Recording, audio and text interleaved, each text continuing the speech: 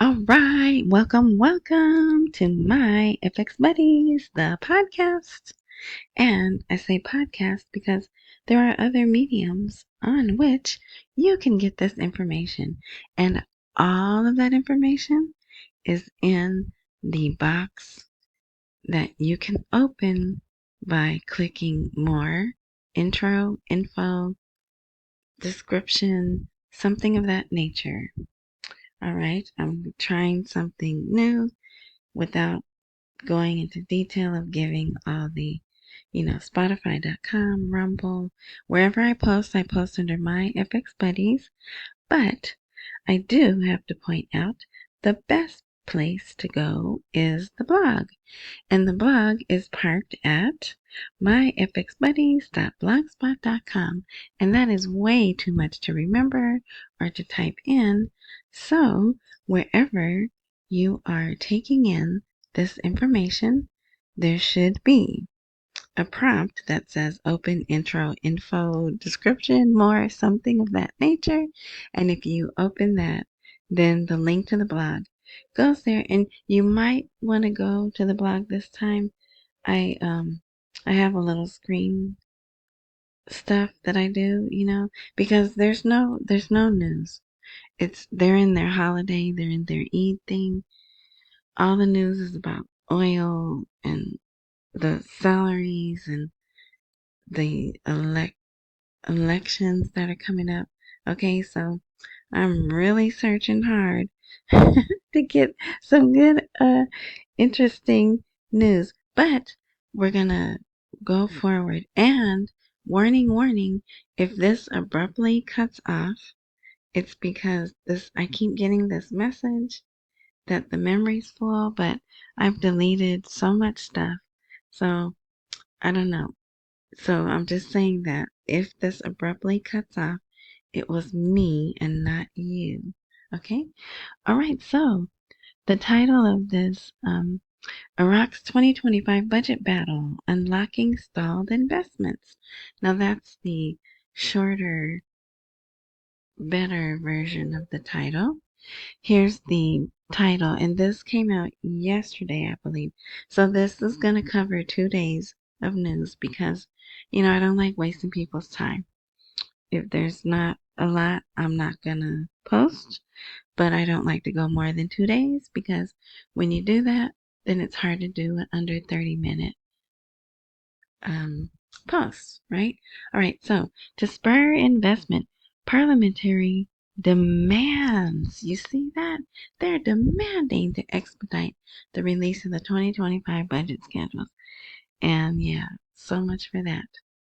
So this person right here is a member of parliament, but I think they had another job before because the name looks familiar.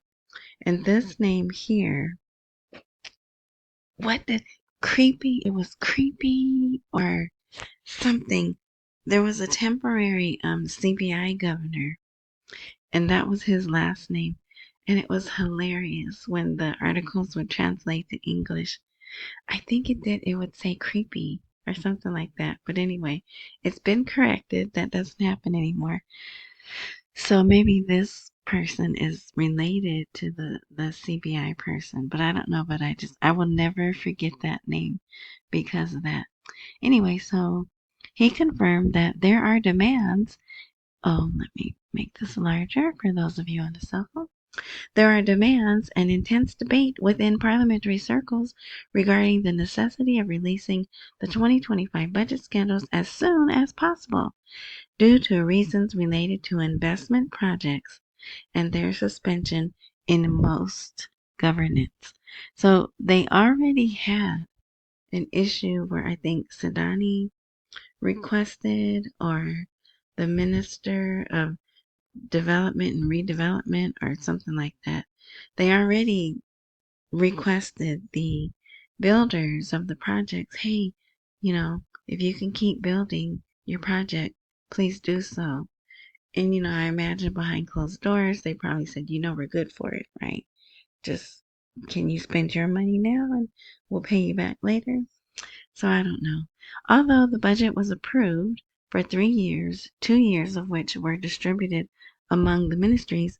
1 year, the 2025 budget, has not yet been released, and the disbursement mechanism has not been determined.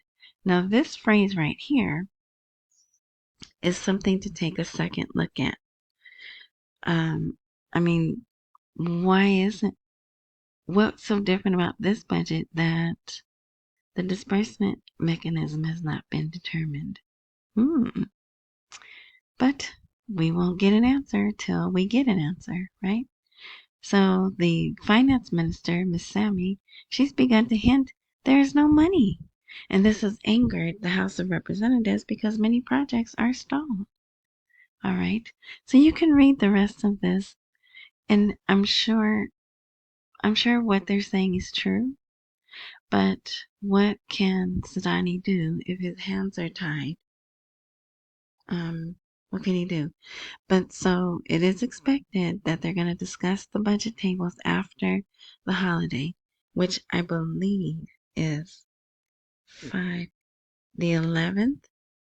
The 11th, I think, is the last day, but you can't even go by that because one government says this day, another government. So that's why I have blocked out until June 15th. Until June 15th, they have a couple of different holidays. So nothing's going to be normal until then, and that's 10 more days. I hope I'm wrong, but that's my prediction.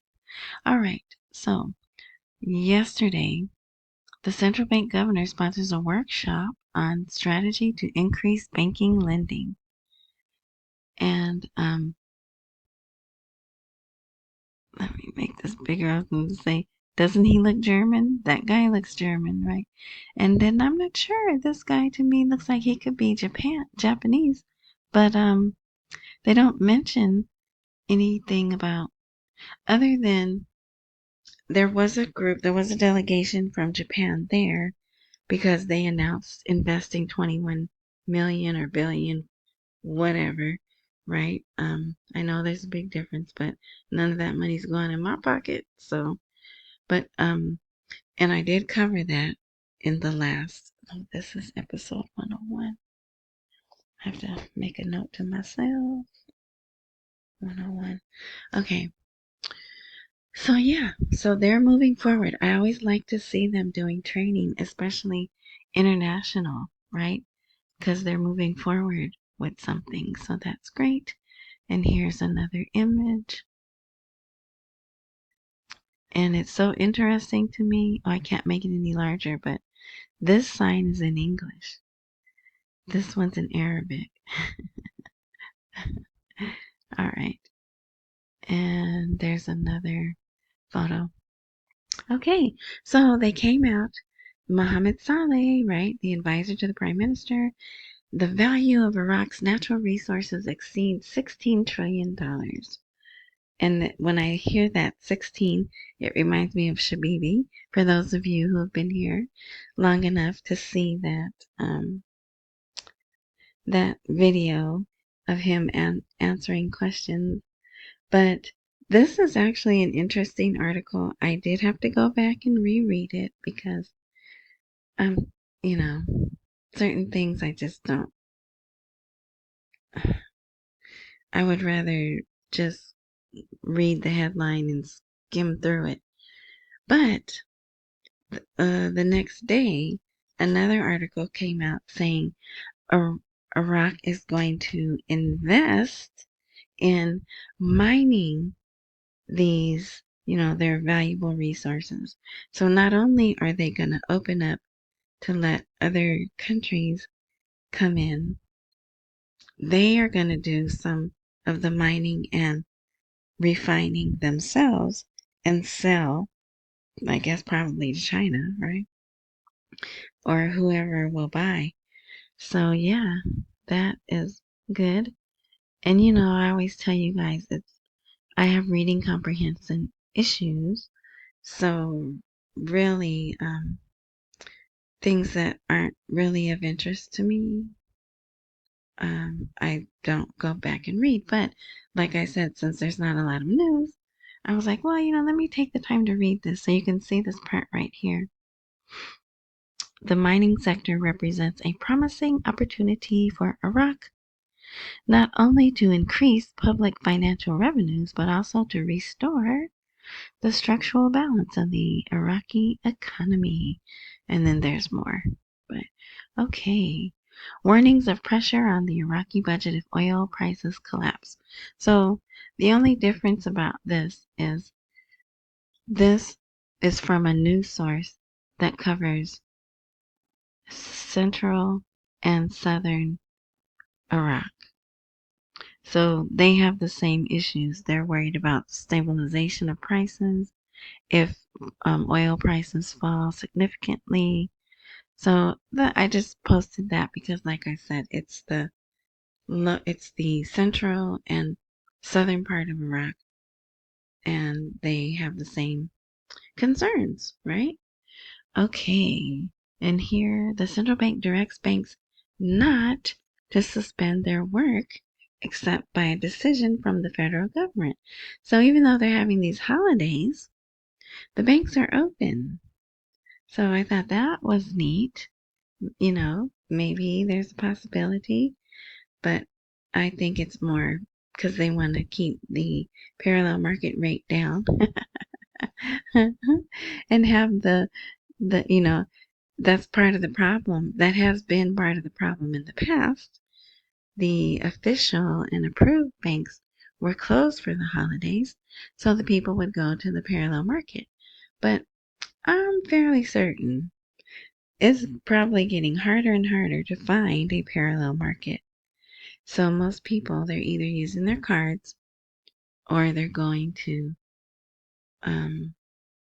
places, the legitimate places.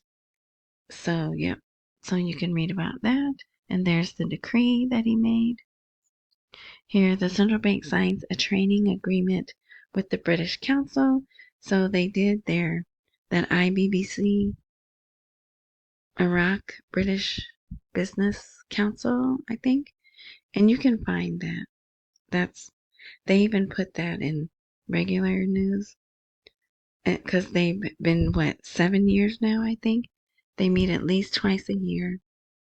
And I'm guessing 1 year they're going to be able to say, now that Iraq is back in the global, uh,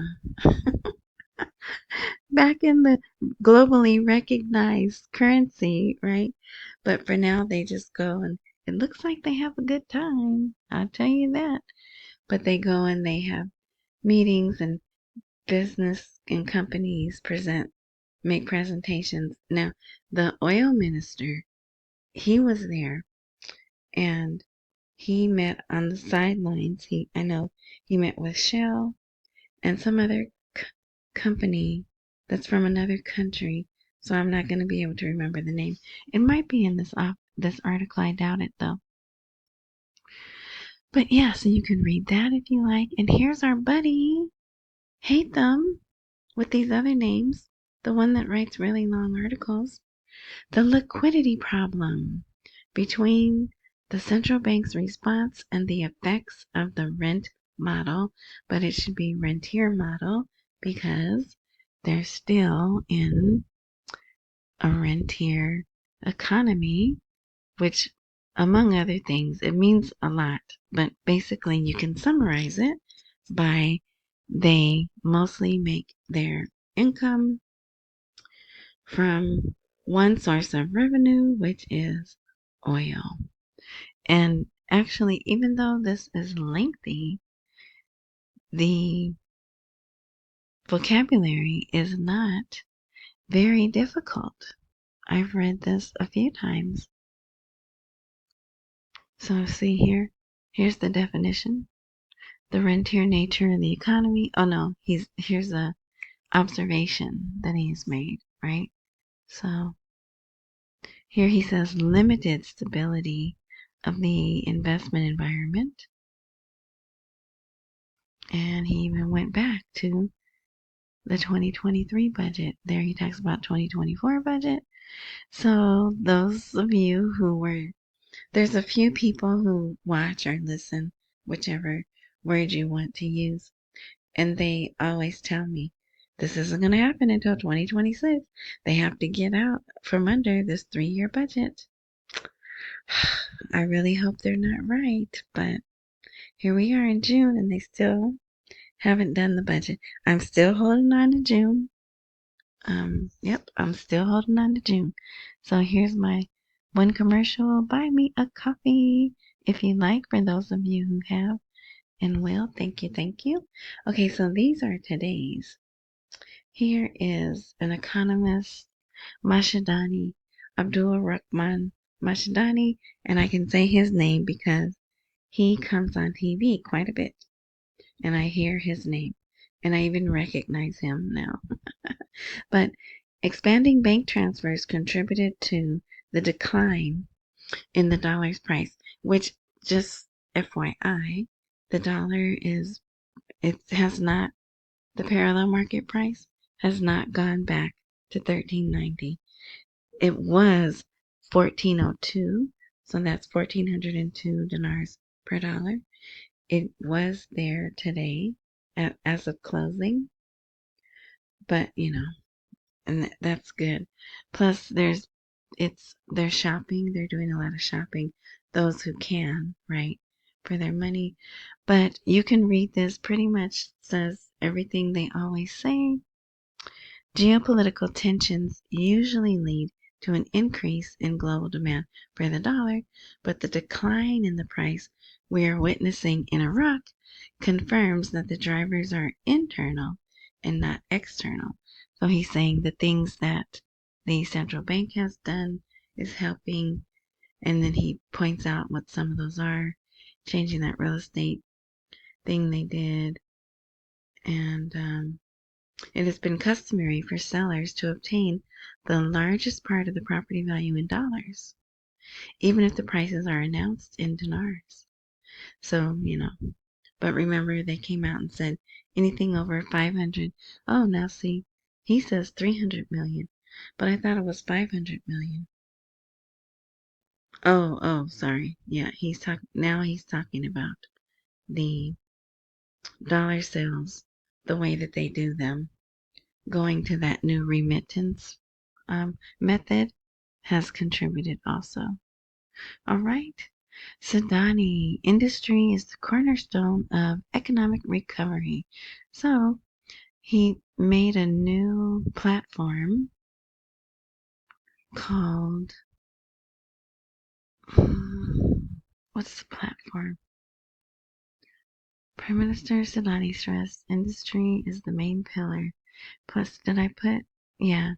Well, actually, this is not the article I wanted to use, but he goes on to say they are self-sufficient in industry. Who knows what that means, right? But it was a National Industry Day celebration. He did give a speech, which I have highlights down at the bottom. Highlights of his speech are at the bottom. Let's see. So he just gave a little history. After 2003, our country witnessed an ill-considered openness that reached the point of dumping and halted industry.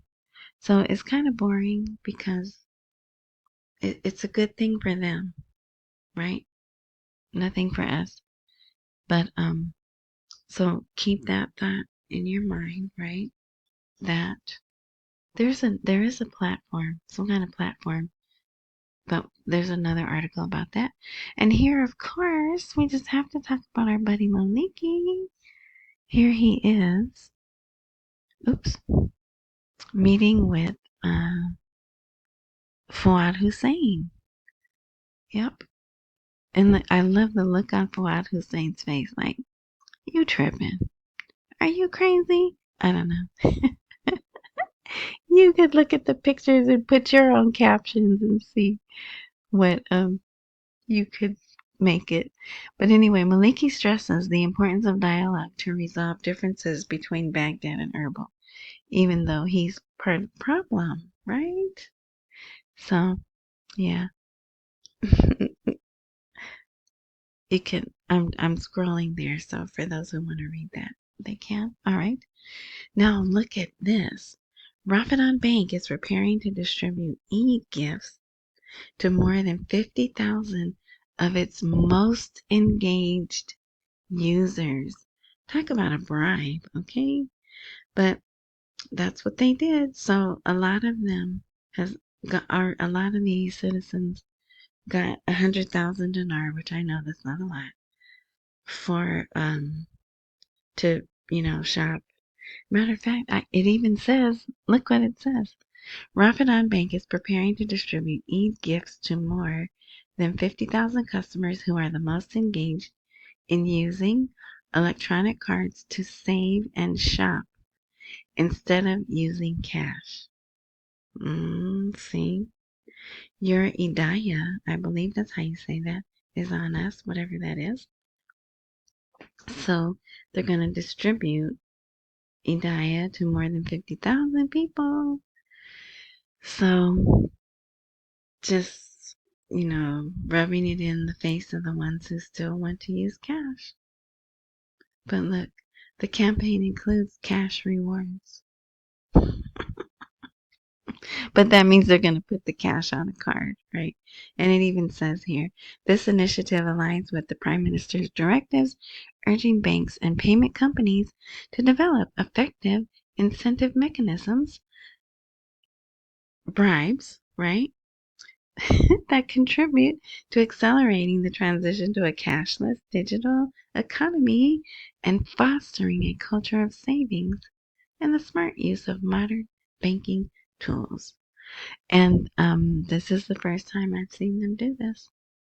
Now, this is for my conspiracy folks. You will like this article. Hidden fingers are tampering with the relationship between Baghdad and Erbil. Efforts to abort Sadani's second term before it matures. Now, if you never looked into some of the quote-unquote conspiracies, there's a book actually called, is it The Shadow Hand? The Shadow Hand. You know what? Well, I was going to say I'll look it up, but this computer's tripping, so I'm not. Sometimes I'll pause and I'll look things up, but I don't want to do it. But yeah, so even even Iraq has some shadowy stuff, right?